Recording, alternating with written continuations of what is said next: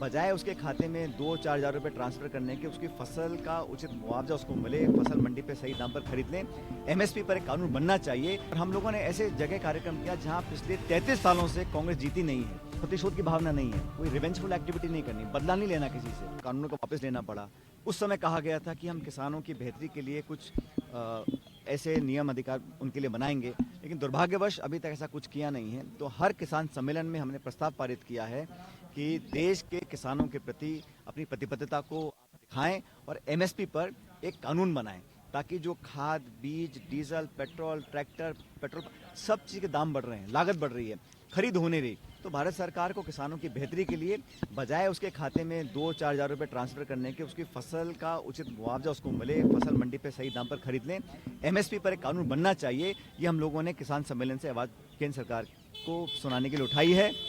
आज मेरा एक कार्यक्रम युवाओं के बीच है। कल मैं पाली जिले में था, जो आदिवासी क्षेत्र है, और हम लोगों ने ऐसे जगह कार्यक्रम किया जहां पिछले 33 सालों से कांग्रेस जीती नहीं है, जहां कांग्रेस बड़ी कमजोर थी। उस जिले में, बाली में, सालड़ी बाली में, हमने वहाँ किसानों को संगठित किया। वहाँ दलित समाज के और आदिवासी समाज के बहुत से लोग थे। सबको हमने प्रेरित किया कि जो राहुल जी की यात्रा निकली है, भारत जोड़ो यात्रा, जो 30 तारीख को समाप्त हो जाएगी, उस यात्रा के बाद हाथ से हाथ जोड़ो कार्यक्रम हम चला रहे हैं। उसमें कांग्रेस का संदेश जन जन तक पहुंचे, आखिरी पोलिंग बूथ तक पहुंचे।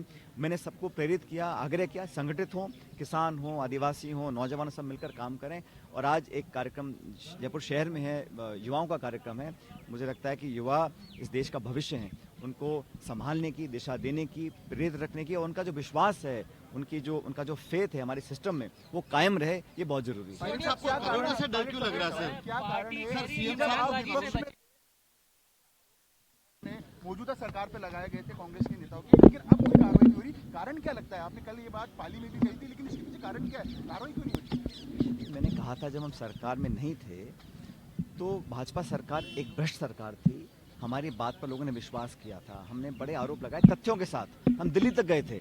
खान घोटाला, कालीन घोटाला, 9TB का, ललित मोदी के साथ बहुत सारे स्कैंडल सामने आए थे, तो हमने उसको एक्सपोज किया था। हमने कहा था हम कार्रवाई करेंगे। तो मैं उम्मीद करता था कि इन पिछले 3-4 सालों में हम कुछ ठोस कार्रवाई करते।